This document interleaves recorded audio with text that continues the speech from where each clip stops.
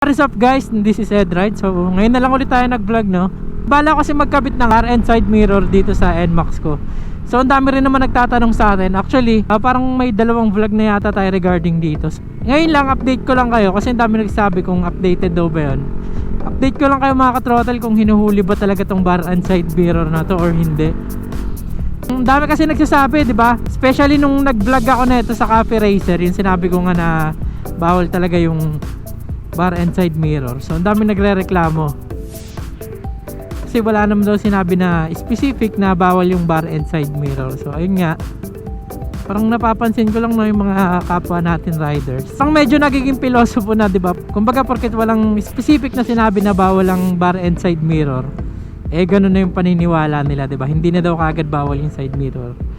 Yung madalas na sinasabi nila ay yung nasa ACL 2009-018, yun nga yung sinabi doon na basta meron lang side mirror kabilaan.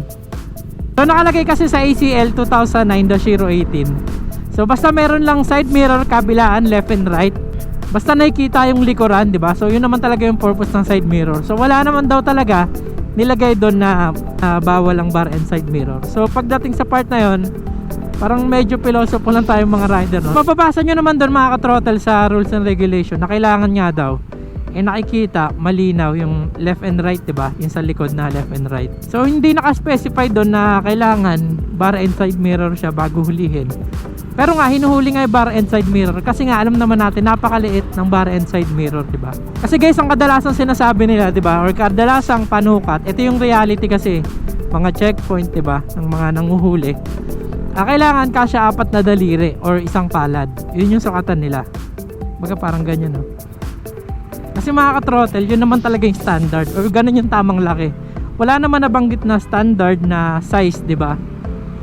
Pero dapat daw kita yung likod or malinaw. So malinaw naman na sa bar and side mirror napakaliit talaga. Kaya yun yung kadalasan dahilan kaya hinuhuli. Sa pa nga dito guys, no, malinaw naman na malinaw sa RA 4136 na hindi nga pwede yung handlebar modification. So sinasabi ng iba, hindi naman daw hinuhuli yung bar and side mirror. So may papakita ako sa inyo na isa sa video na sinita talaga yung side mirror. So malamang sa malamang tinikitan to, no?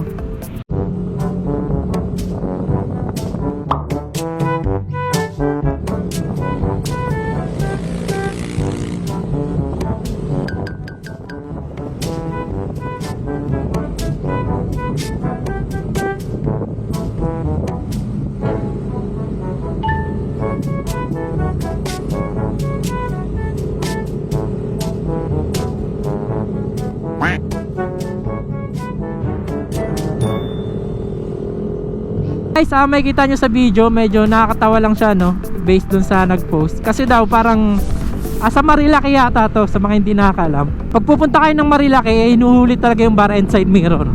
So saan yung Marilaki? Dito yan guys sa sa sabihin niyan guys, Marikina, Laguna, Quezon, 'di ba? Rizal.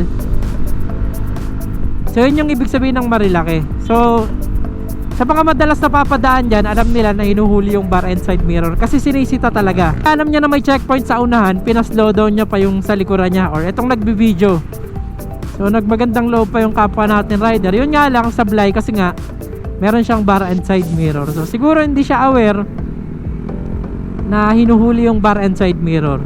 So kung tatanungin nyo ako guys kung saan may kita yung batas na yan, yan nga yung handlebar modification, no? Kung hindi naman sa handlebar modification, yung isa pa dyan, sa ACL 2009-018, ito ngayon dapat malinaw na makita yung likod, diba? So alam naman natin yung bar and side mirror may kaliitan talaga. So kung sino man to si Pops, pag makita mo yung video, for reference lang to, wag ka sanang mapipikon. Syempre credit sa may owner ng video. Yun nga mga ka-throttle, bala ko kasi talaga dito sa NMAX ko lagyan ng bar and side mirror. Sa mga matagal na nanonood dito sa video ko, nakagamit na rin akong bar and side mirror before. So yun nga, nagpalit ako para sa Honda Beat ko. So pasensya na kayo, medyo sinisipon pa ako, no? Medyo hindi pa ganun kalinaw yung boses natin. Palit ako before and sinabi ko nga doon na depende kung may pangbayad ka naman kapag nahuli ka, di ba? So pwede ka naman mag bar and side mirror. So ang daming na misinterpret na, no, hindi nakuha yung sinabi ko na sarcastic pagdating sa part na yun. Syempre bawal talaga kung sa bawal, di ba? 5,000 yun pag nahuli ka eh masyado nilang sineryoso, kumbaga masyado nilang pinikap na kapag may pangbayad ka pwede kang mag bar and side mirror. So maling mali talaga yon. And ngayon hindi ko advise sa inyo na mag bar and side mirror kayo, pero ako guys gusto ko talaga, pinag-iisipan ko kasi ang ganda talaga sa NMAX yung forma, parang ang linis tingnan, diba? So pinag-iisipan ko guys kasi sa ngayon work from home naman ako, madalang naman ako mag-ride. Siguro kapag magra-rides ako ng malayuan tatanggalin ko muna, diba? Papalitan ko muna para road legal pa rin yung motor natin, no? Pero pag mga pale-palengke lang, hindi ka naman lalabas ng subdivision or ng village nyo, ng lugar nyo, siguro pwede naman, diba? Kumbaga hindi lang sa highway. So yun yung balak ko guys, pamorma lang dito sa NMAX. Pero wala naman akong balak gamitin sa highway talaga. Siguro pag ginamit ko sa highway, diba, tanggap ko na mahuhuli talaga. Kasi may mga checkpoint talaga guys na mahigpit sa bar and side mirror, diba? Pag natsambahan ka nga, pag HPG nakahuli sa'yo, malamang sa malamang 5,000 talaga yun kapag OTP yung ticket, no?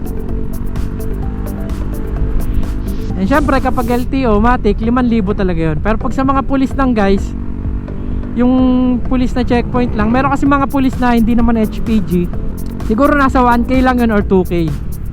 Napakabigat pa rin, no? So nasa inyo pa rin yan. Para sa akin guys, hindi ko na-advise na mag bar and side mirror kayo, pero yun nga yung bala ko dito sa NMAX ko. Pero ako mga nakikitang nagpo-post sa FB ng ng bawal yung bar and side mirror I mean yung nahuli na sila mismo. So subukan kong hanapin. Hindi ko alam kung na-save ko before as a proof. And di naman siya magandang gamiting proof kung merong name. Siguro tatago ko na lang. Pero meron ng mga nag-post before. Guys, pasensya na kayo, medyo hindi na ulit ako sanay mag-vlog, no? Parang warm up lang to kasi mag-active ulit tayo. So yun, kakagaling nga lang natin sa sakit. Medyo makati pa yung lalamunan natin, tsaka medyo sinisipon pa tayo. Pero goods naman, nabangan yung mga susunod na upload natin. Mag-active ulit tayo. So yun guys, pupunta lang ako dito sa may, hindi ko alam kung saan to, Manuyo yata to or Pulang Lupa. Bibili lang ako talaba dito. Kamusta na kayo guys? Update naman kayo ng mga gusto nyo ipa-content sa akin, or gusto nyo maging content natin or pag-usapan natin, diba? Guys, halos naman lahat na vlog na natin, diba, yung mga bawal. So titignan natin kung meron pa or kung may mga nakikita pa tayo, diba? Pero mas maganda kung magtatanong kayo kung manggagaling sa inyo yung content natin, diba? Para sasagutin na lang natin. Nag-iisip din sana ako magbago ng content diba? Alam nyo naman, lahat naman kino-content natin, mga reviews. So ngayon guys, hindi pa ulit ako tumatanggap ng mga reviews kasi konti pa lang yung viewers natin, no? Parang alam nyo naman yung YouTube algorithm, diba? Pag tumigil ka ng ilang weeks, automatic bababa talaga yung viewers mo. So isa yun sa kinukonsider natin. Siguro kapag nag-okay na ulit yung viewers natin, doon na tayo tatanggap ng mga sponsors, ng mga for reviews. Kasi guys, para naman hindi sila lugi, diba? Kasi yung iba nagbabayad, nagpapadala ng for review, and then kumbaga parang hindi naman natin nababalik sa kanila ng tama, no? Parang nabigay nga natin yung tamang reviews, pero yung views na kumbaga parang sino-showcase natin sa mga tao, hindi nakikita lahat ng viewers natin kasi dahil sa YouTube algorithm. So pag nagbalik na tayo totally or bumalik na yung mga viewers natin, babalik na rin tayo sa reviews. So kung makikita nyo kasi guys, meron akong mga ni-review dyan na nakarang, kaso konti yung viewers, no? And nahihiya din naman ako sa kanila. So ayun guys, dito na lang siguro, no? Update ko na lang ulit kayo. Siguro maglalabas ako ng vlog this week again, diba? Para tuloy-tuloy yung upload natin, bumalik yung viewers natin. Warm up lang to guys, warm up.